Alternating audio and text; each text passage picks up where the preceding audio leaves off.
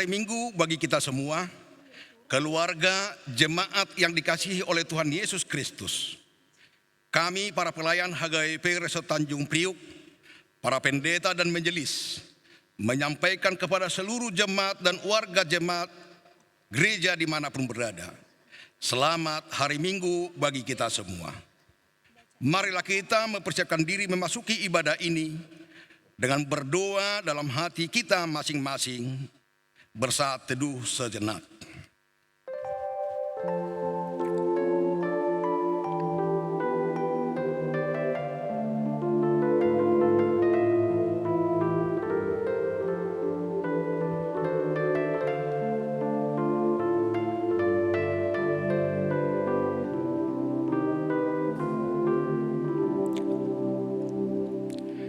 Amin. Jemaat Tuhan, marilah kita bernyanyi memuji Tuhan dari BNA 648 ayat 1 dan 2.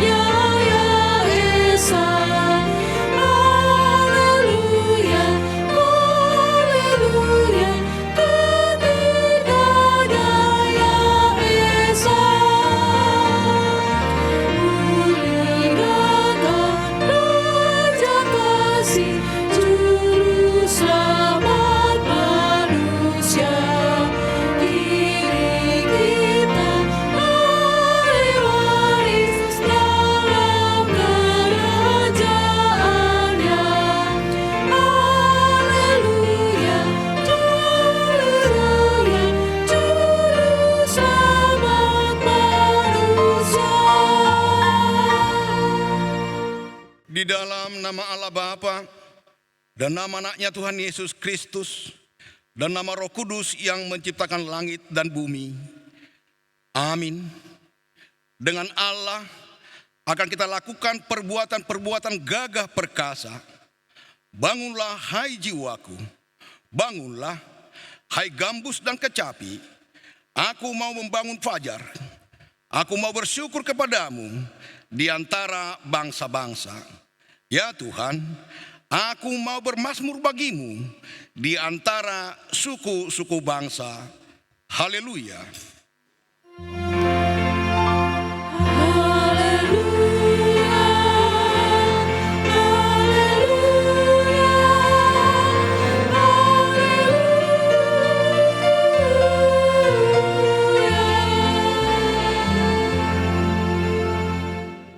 Marilah kita berdoa. Ya Tuhan Allah Bapa kami, kuatkanlah kami supaya jangan berputus asa apabila kami jatuh ke dalam kemelaratan, sehingga kami tidak menyia-nyiakan berkat-Mu. Ajarlah kami supaya kami jangan menggantungkan pengharapan kepada hal-hal yang duniawi. Perlengkapilah kami dengan iman yang teguh, agar kami bersama-sama dengan seluruh orang percaya menjadi pewaris kehidupan kekal. Dengarlah doa kami karena anak-Mu Yesus Kristus Tuhan kami. Amin.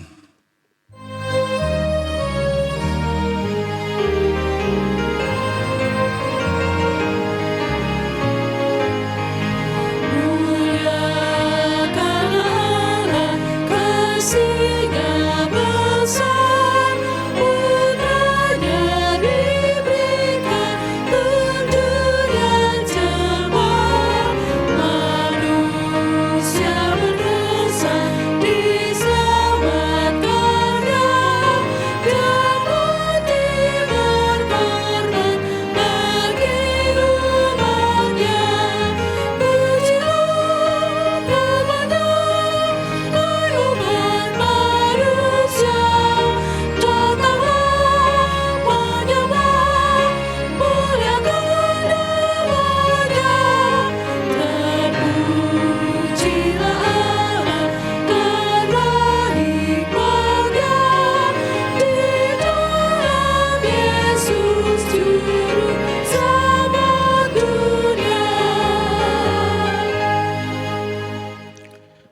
Dengarlah hukum Tuhan pada minggu ini, hukum Tuhan yang pertama sampai yang keempat.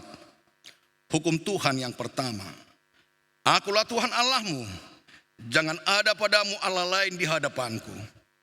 Hukum Tuhan yang kedua, jangan perbuat bagimu patung yang menyerupai apapun yang ada di langit, atau yang ada di bumi, atau yang ada di dalam air di bawah bumi, untuk disembah atau dituruti.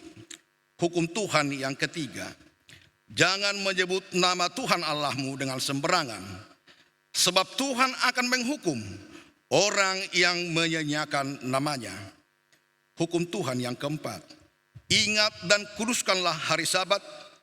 6 hari lamanya engkau akan bekerja dan melakukan segala pekerjaan. Tetapi pada hari ketujuh adalah hari Sabat Tuhan Allahmu. Maka jangan melakukan sesuatu pekerjaan, engkau atau anakmu laki-laki, atau anakmu perempuan, atau hambamu laki-laki, atau hambamu perempuan, atau hewanmu, atau orang asing yang berada di tempat kediamanmu. Sebab pada 6 hari lamanya Tuhan menjadikan langit dan bumi, laut dan segala isinya, dan ia berhenti pada hari yang ketujuh. Itulah sebabnya Tuhan memberkati hari Sabat dan menguduskannya. Demikian hukum Tuhan. Marilah kita memohon kekuatan kepada Tuhan untuk melakukan hukumnya. Ya Tuhan Allah, kuatkanlah kami untuk melakukan yang sesuai dengan hukum-Mu. Amin.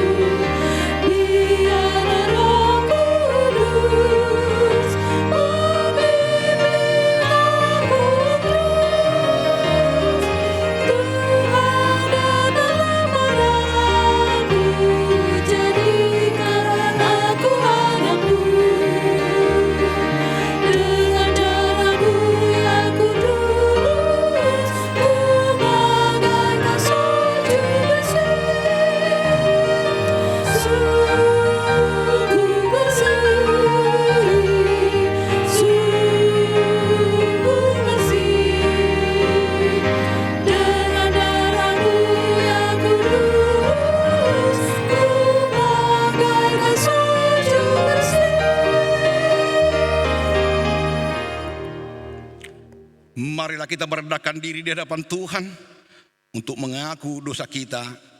Kita berdoa.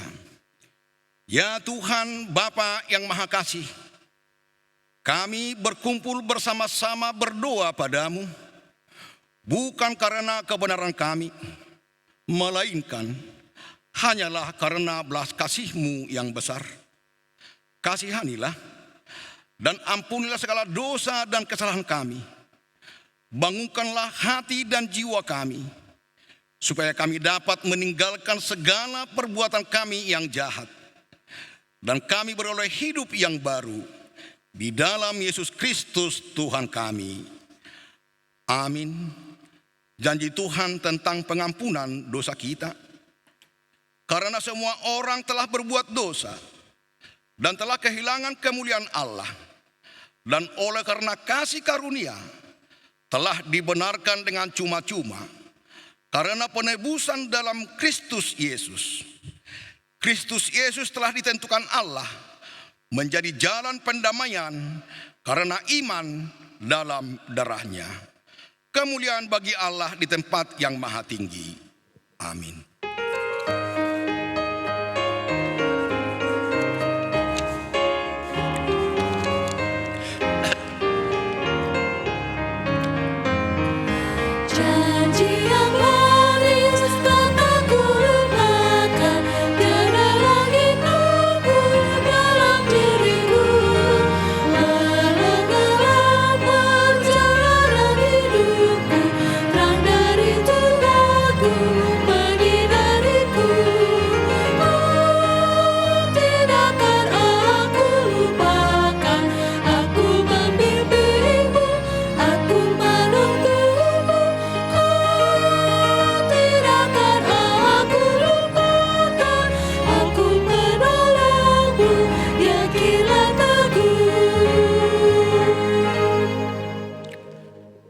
Firman Tuhan epistel pada minggu ini tertulis dalam kitab Wahyu pasal 7 ayat 9 sampai ayat 17.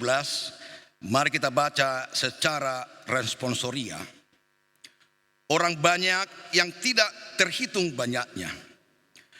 Kemudian daripada itu aku melihat sesungguhnya suatu kumpulan besar orang banyak yang tidak dapat terhitung banyaknya, dari segala bangsa dan suku dan kaum dan bahasa, berdiri di hadapan tahta dan di hadapan Anak Domba, memakai jubah putih dan memegang daun-daun palem di tangan mereka. Dan dengan suara nyaring mereka berseru, keselamatan bagi Allah kami yang duduk di atas tahta dan bagi Anak Domba. Dan semua malaikat berdiri mengelilingi tahta dan tua-tua. Dan keempat makhluk itu, mereka tersungkur di hadapan tahta itu dan menyembah Allah. Sambil berkata, amin, puji-pujian dan kemuliaan dan hikmat dan syukur dan hormat dan kekuasaan dan kekuatan bagi Allah kita sampai selama-lamanya. Amin. Dan seorang dari antara tua-tua itu berkata kepadaku, siapakah mereka yang memakai jubah putih itu? Dan dari manakah mereka datang? Maka kataku kepadanya, Tuanku, Tuan mengetahuinya. Lalu ia berkata kepadaku, mereka ini adalah orang-orang yang keluar dari kesusahan yang besar, dan mereka telah mencuci jubah mereka dan membuatnya putih di dalam darah Anak Domba. Karena itu mereka berdiri di hadapan tahta Allah dan melayani Dia siang malam di bait sucinya. Dan Ia yang duduk di atas tahta itu akan membentangkan kemahnya di atas mereka. Mereka tidak akan menderita lapar dan dahaga lagi, dan matahari atau panas terik tidak akan menimpa mereka lagi. Sebab Anak Domba yang di tengah-tengah tahta itu akan menggembalakan mereka dan akan menuntun mereka ke mata air kehidupan, dan Allah menghapus segala air mata dari mata mereka.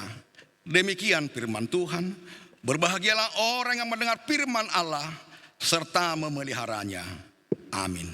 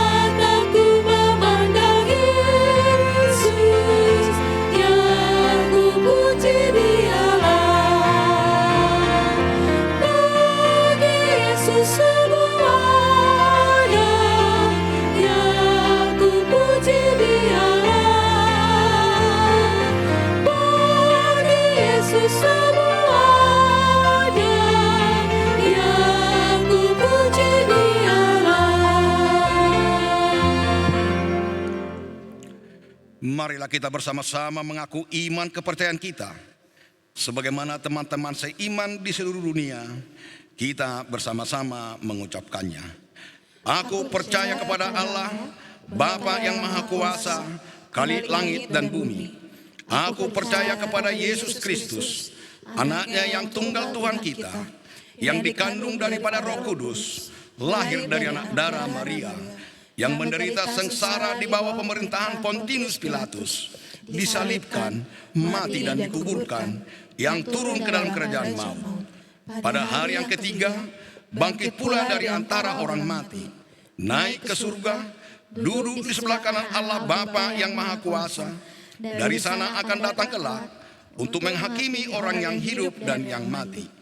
Aku percaya kepada Roh Kudus dan adanya satu gereja yang kudus dan am, persekutuan orang kudus, pengampunan dosa, kebangkitan daging, dan hidup yang kekal.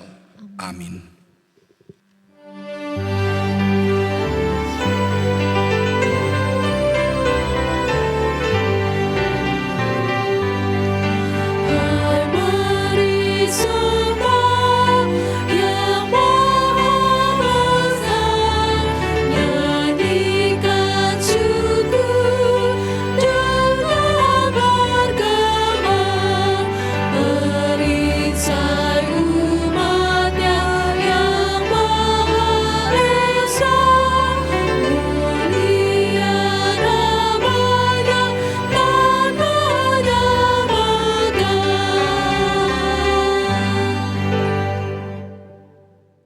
Saudara-saudari, untuk mendengarkan khotbah kita pagi hari ini, kita bersatu dalam doa.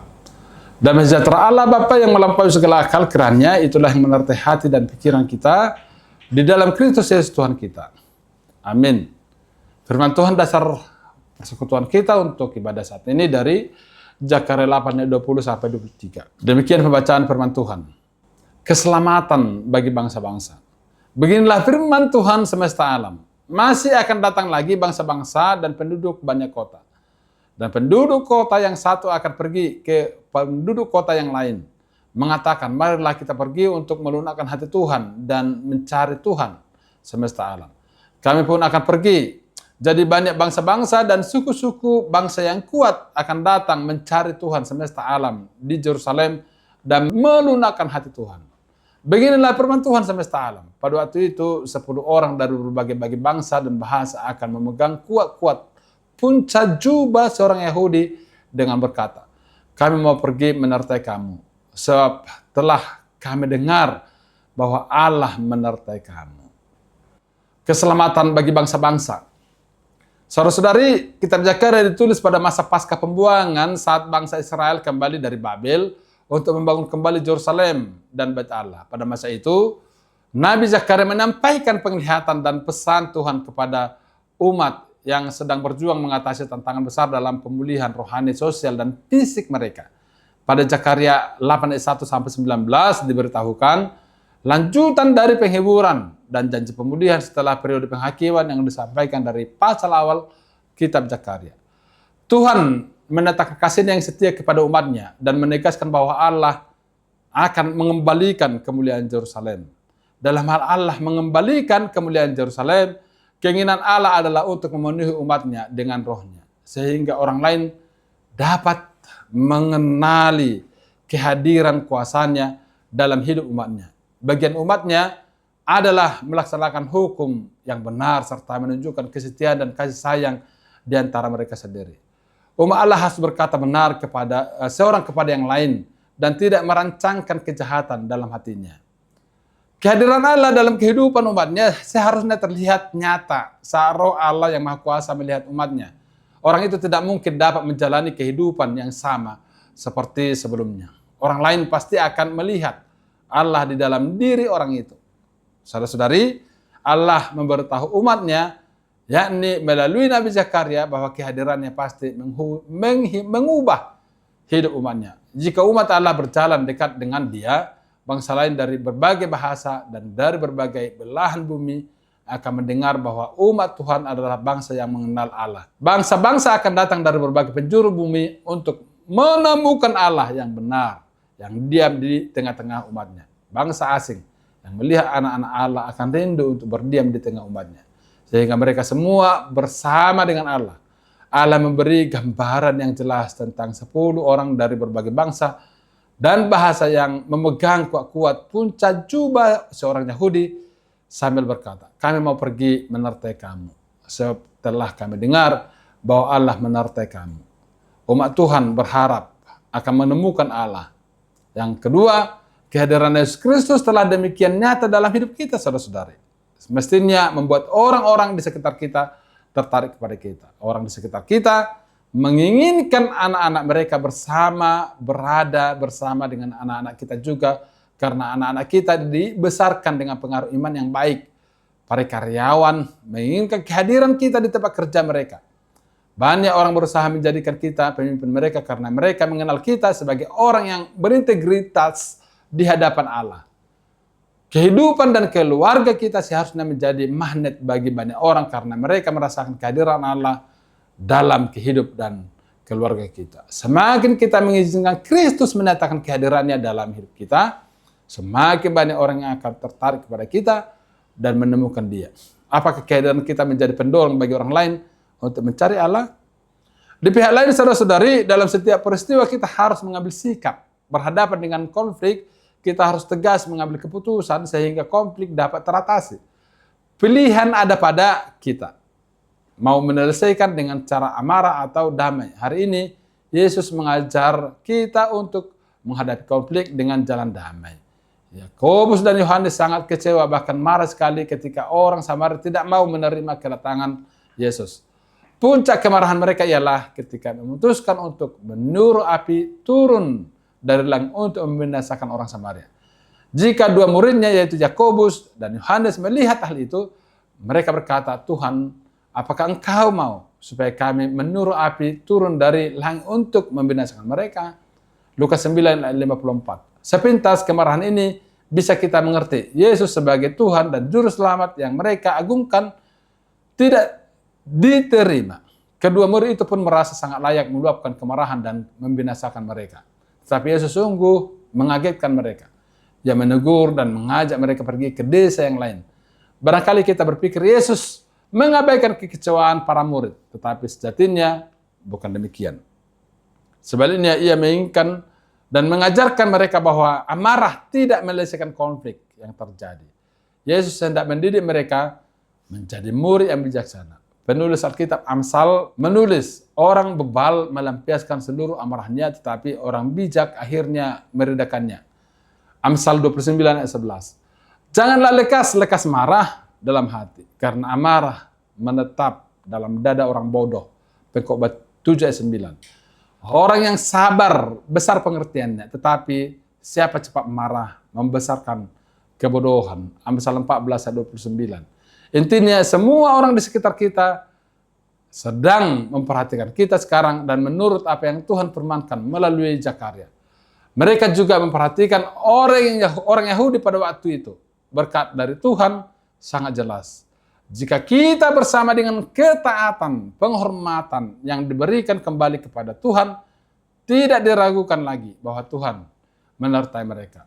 Pada Zakaria 8 ayat 14, di pasal-pasal ini, diberitakan tentang nubuatan Zakaria tentang pemulihan Israel. Sejak awal Tuhan sudah pernah berkata kepada Abraham, menekankan bahwa Allah akan membuat engkau menjadi bangsa yang besar dan memberkati engkau serta membuat namamu masyhur dan engkau akan menjadi berkat. Di semua kisah PL, kitab Zakaria adalah kitab yang paling banyak menubuhkan janji bahwa para nabi diteguhkan sampai janji ini disempurnakan pada akhir zaman. Saudara-saudari, khotbah ini memberi tahu kepada kita bahwa orang-orang akan bersatu dan berkumpul pada hari di Yerusalem. Orang-orang dari berbagai bangsa dan kota di seluruh dunia akan datang ke Yerusalem. Ada beberapa fakta penting yang dijelaskan dalam hal perkumpulan itu untuk menyongsong Tuhan Sang Raja Damai. Seperti jelas di teks firman Tuhan Zakaria 8, 20-23 ini. Pertama, bahwa adanya gairah yang besar dari segenap bangsa untuk datang kepada Tuhan. Sebagai perikop pendahulu sebelumnya menjelaskan bahwa bagaimana pembebasan Allah terhadap kaum Yehuda dan kaum Israel paskah penderitaan mereka akibat diperbudak oleh bangsa asing, Babel dan Persia, janji pemulihan Allah terus membangun dan membarui umat itu, bahkan berdampak kepada bangsa-bangsa lain.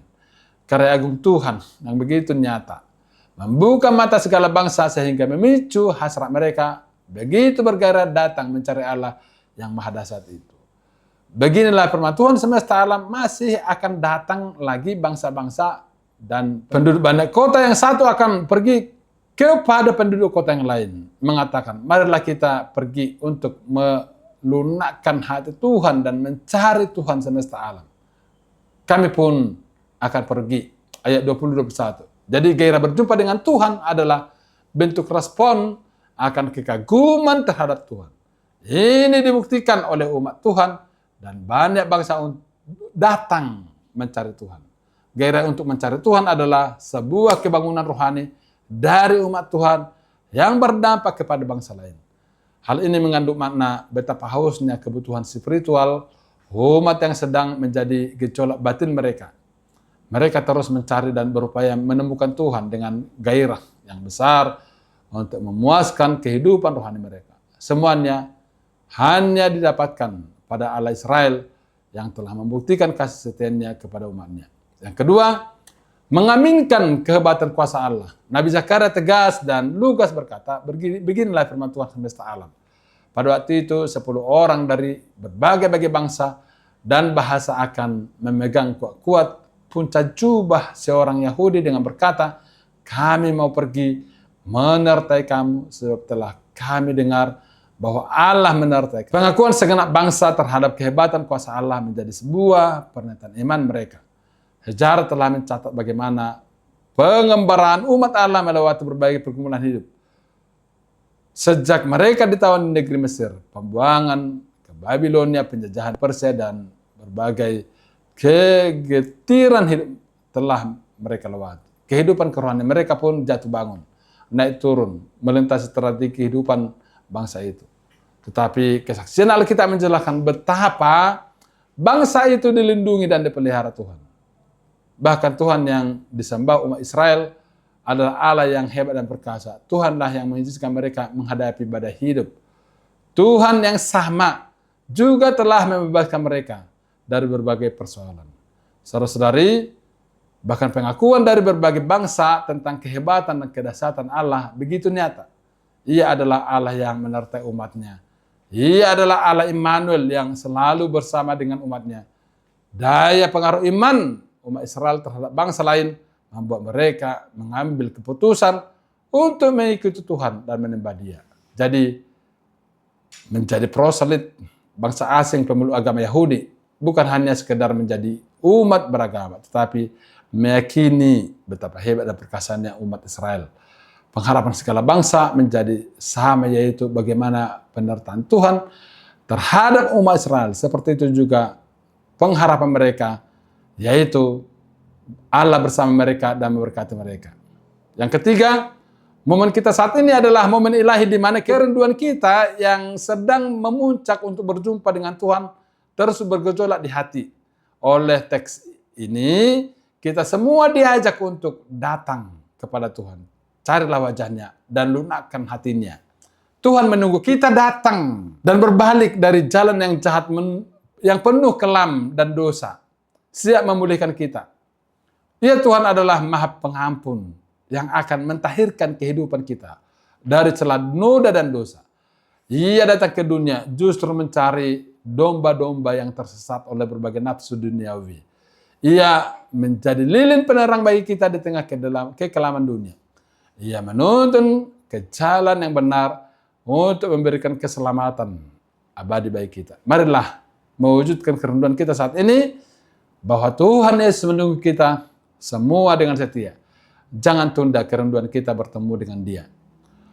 Kita telah melewati babak sejarah kehidupan yang romantik, yakni manis pahit kehidupan. Getirnya perjalanan kehidupan kita yang disertai lika-liku peradaban. Satu kesimpulan iman telah mendidik kita, yaitu Tuhan Allah adalah Immanuel yang selalu bersama dengan umatnya. Ia tidak pernah sedikit pun meninggalkan kita. Dia mengangkat kita melewati badai kehidupan dan tampil menjadi pemenang. Inilah alasan bagi kita untuk menyambut Dia Raja Damai. Mari menyongsong Dia Tuhan Yesus Kristus. Songsonglah Dia dengan gairah rohani yang besar dan mengakui kehebatan kuasa Allah yang luar biasa bagi hidup umatnya. Marilah kembali merenung pada kehebatan Allah yang maha sempurna, yang menjelma diri menjadi manusia. Ia telah menanggalkan atributnya, kealahannya hanya untuk menjadi manusia, untuk memberikan penebusan pengganti sempurna bagi manusia yang berdosa. Jadi yang menarik yang dikisahkan oleh Rasul Tuhan bahwa doktrin kekristenan di PB menekankan Tuhanlah yang mencari dan menemukan kita, bukan kita yang mencari dan menemukan Dia. Aku datang supaya mereka mempunyai hidup dan mempunyai dalam segala kelimpahan. Yohanes 10:10. Oleh karena itu, saat ini marilah kita menjadikan momen ini belajar tentang siapa Allah, siapa pribadinya, siapa kuasanya dan kehebatannya. Seperti kata pemazmur, sebab Tuhan yang maha pengasih, maha tinggi adalah maha dahsyat, Raja yang besar atas seluruh bumi. Saudara-saudari, berita keselamatan tersebar pertama sekali melalui Israel, dimulai dari orang sederhana ke-12 Rasul sampai ke seluruh Timur Tengah, kerajaan Roma, dan sampai ke ujung bumi. Sampai sekarang bangsa di dunia, baik besar kecil sampai suku-suku yang terpencil hampir sebagian besar telah mendengar Injil Kristus. Di ayat 23 dikatakan bahwa 10 orang dari berbagai bangsa dan negara akan memegang kuat puncak jubah seorang Yahudi yang berkata, kami mau pergi menyertai kamu, sebab telah kami dengar bahwa Allah menyertai kamu. Injil pertama sekali diberitakan kepada orang Yahudi, dan kemudian orang bukan Yahudi. Rasul Paulus adalah orang Yahudi yang menjadi malaikat Tuhan bagi orang yang mau menerima Injil. Yohanes 12 ayat 21. Orang itu pergi kepada Filipus yang berasal dari Betsaida dan berkata, Tuhan, kami ingin bertemu dengan Yesus. Menjadi pengharapan yang sangat besar bagi orang kudus yang memiliki Tuhan. Pengetahuan, perasaan, takut menyembah Dia. Kepadanya diberikan kehadiran, anugerah. Kiranya semua mau menjadi saluran berkat bagi orang lain. Sehingga melalui orang lain kita diperdamaikan dengan Allah di dalam Yesus Kristus. Terakhir, pada saat kita hidup dalam kondisi hidup yang terpuruk, biasanya kita cenderung berserah maupun berpasrah atas jalannya kehidupan. Namun, kita dapat berubah menjadi angkuh pada saat merasa kondisi hidup berubah 180 derajat. Apalagi ketika kita mendapati posisi yang tinggi, memiliki kuasa yang besar, maupun peran yang diperhitungkan oleh banyak orang di sekitar kita. Itulah mengapa diperlukan kerendahan hati dan kesadaran diri agar kita tidak menjadi angkuh maupun menjadikan diri kita sebagai pusat dari segala kepentingan. Secara khusus dalam kerangka hidup beriman, semua atau seorang umat Tuhan perlu menyadari bahwa betapa pentingnya menjalani hidup sebagai seorang pengikut Tuhan Yesus dengan sikap penuh dengan rendah hati dan berbesar hati menghidupi peran sebagai saksi Tuhan. Oleh karena itu, pesan Zakaria disampaikan kepada kita melalui khotbah ini bahwa Tuhan yang memiliki rencana dan tujuan untuk menjadikan kita sebagai umatnya, sebagai lokus bagi terjadinya pemulihannya, yang ditujukan tidak hanya untuk kita sendiri, melainkan bagi orang di sekitar kita. Artinya, kita menjalani peran sebagai pembawa damai, membawa dampak yang positif bagi banyak pihak, sehingga menempatkan kita dalam posisi yang begitu diperhitungkan oleh halayak ramai di sekitarnya. Dan kita pun perlu menyadari bahwa itu semua terjadi bukan karena kemampuan kita, melainkan karena anugerah, kuasa, kebesaran kasih Tuhan melalui kita. Oleh karena itu, marilah bergairah sekarang, di zaman kita sekarang, dan memberi dorongan kepada kita untuk percaya dapat tetap datang dan mencari Tuhan. Carilah Tuhan dan kekuatannya. Carilah wajahnya. 1 Tawarik 16 ayat 11. Oleh karena itu, saudara-saudari yang kekasih, hiduplah di dalam terang Tuhan dan di dalam perkenaannya. Amin. Kita bersatu dalam doa. Bapa dalam surga, Tuhan, kami bersyukur kepadamu. Engkau menguatkan kami untuk lebih bergiat lagi dan lebih bersemangat lagi dalam misi penebaran Injil Kerajaan-Mu. Dalam memberitakan Injil, ya Tuhan, melalui sikap hidup kami, semakin orang datang bersama dengan Engkau, bersama dengan kami, memuji dan memuliakan Engkau ya Tuhan. Sama seperti kesaksian Sakaria pada teks firman yang kami dengarkan pada saat ini. Bapa di surga, berkatilah kami bersaksi di dalam nama-Mu. Terimalah doa kami ya Tuhan, dalam Kristus Yesus kami berdoa. Amin.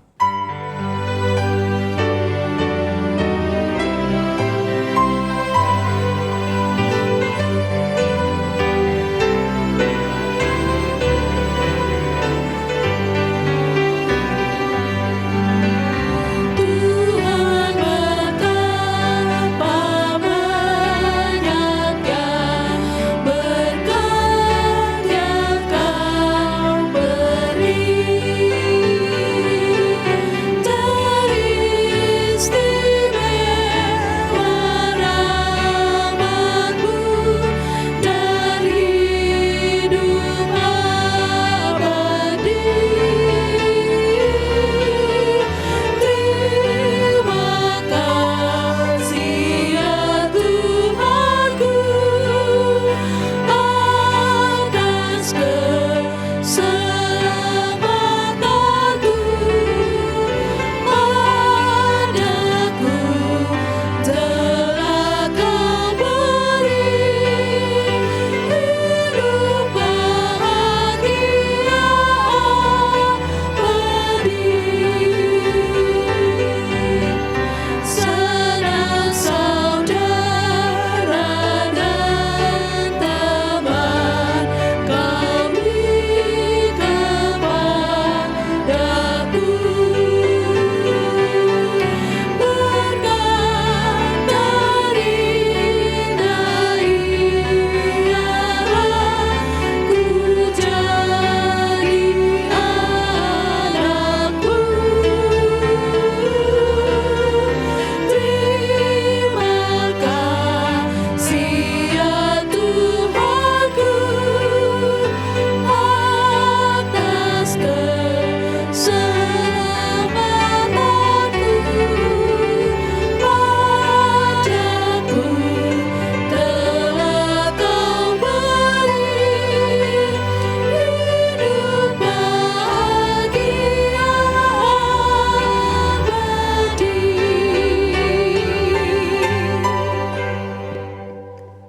Marilah kita mendoakan persembahan kita ke hadapan Tuhan. Ya Allah Bapa kami yang di surga, kami mengaku bahwa Tuhan adalah sumber dari segala karunia yang melimpah dalam kehidupan kami masing-masing. Sebagian daripada karunia itu kami serahkan kembali sebagai persembahan kepada Tuhan. Terimalah dan berkatilah persembahan umat-Mu ini agar dapat kami pergunakan untuk pekerjaan dan pelayanan kerjaan Tuhan di dunia.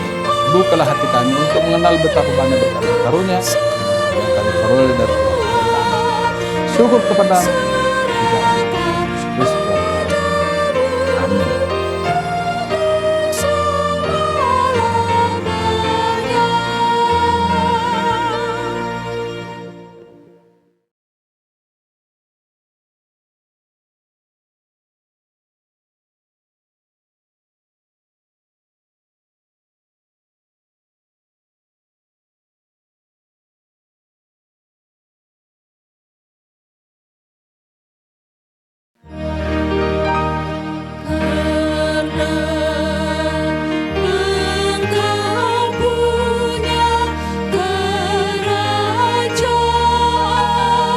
Bapa kami yang di sorga, dikuduskanlah nama-Mu, datanglah kerajaan-Mu, jadilah kehendak-Mu di bumi seperti di sorga. Berikanlah kami pada hari ini makanan kami yang secukupnya, dan ampunilah kami kesalahan kami, seperti kami juga telah mengampuni orang yang salah kepada kami, dan janganlah membawa kami ke dalam jahat.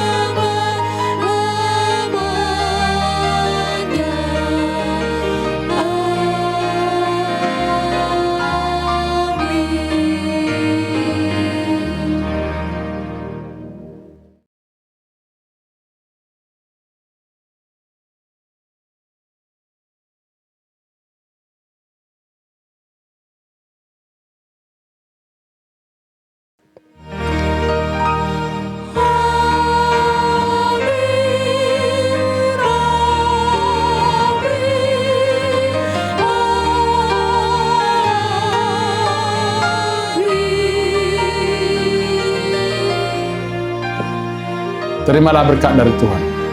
Tuhan memberkati engkau dalam melindungi engkau. Tuhan menghadapkan wajahnya kepadamu serta memberi engkau kasih karunia.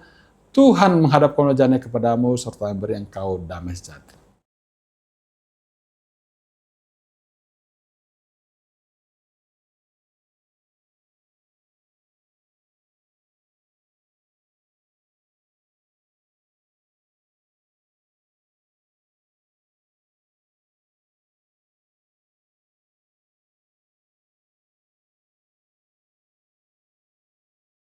Shalom Bapak Ibu saudara-saudara sekalian, selamat beribadah, terimalah berkat dari Tuhan, tetaplah semangat dan selalulah bertekun dalam doa.